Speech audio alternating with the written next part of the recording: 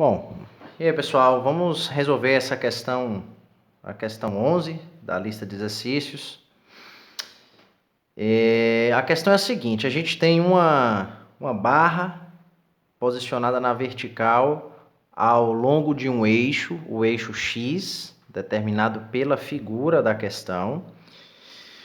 E o detalhe é que o eixo Y está posicionado exatamente no ponto de simetria dessa barra. Ou seja, nós temos metade da barra para cima e metade da barra abaixo, né, na parte negativa do eixo X. O que a questão quer saber? Ela quer o campo elétrico resultante no ponto P, num ponto fixo, ao longo do eixo Y. Muita gente pode estranhar, ué professor, mas o eixo Y não é o vertical e o X não é o horizontal? Gente, convencionalmente é assim, mas não significa que se alguém quiser chamar o vertical de X e o horizontal de Y, ele não possa. E a questão do livro veio exatamente dessa maneira, a questão do Fundamentos da Física, né, do livro do Halliday, o volume 3.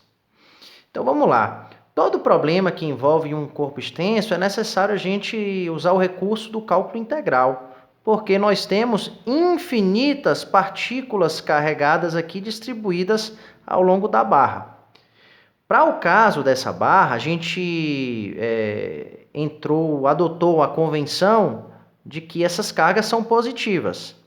Se fossem negativas, o módulo do campo elétrico ia dar exatamente igual, porém o campo ia estar no sentido contrário. Então, para efeito de descobrir o módulo da força, não importa, da força ou do campo, não importa qual é a carga que está distribuída aqui, se é positiva ou negativa.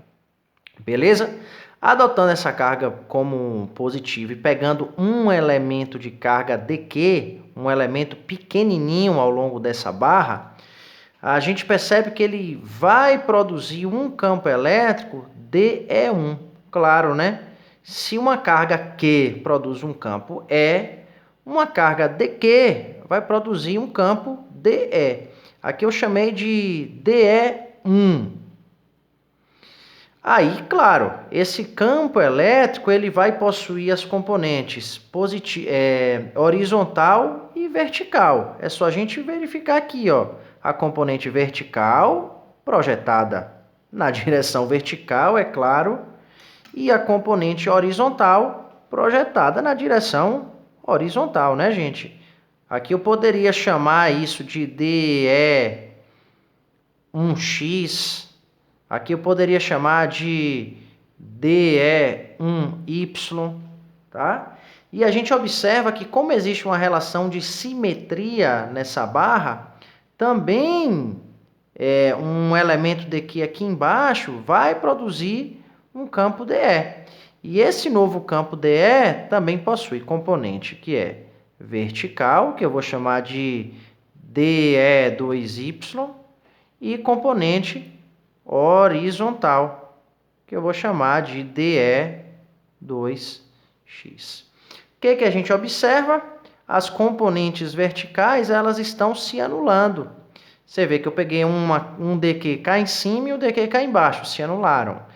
Se eu pegar um outro dQ aqui mais abaixo e pegar um outro dQ nessa posição também, eles também vão anular as suas componentes verticais. E assim, infinitamente vai acontecer.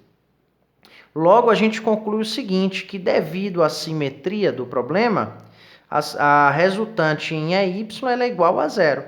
Ou seja, o campo elétrico total vai ser determinado pelo somatório das componentes EX.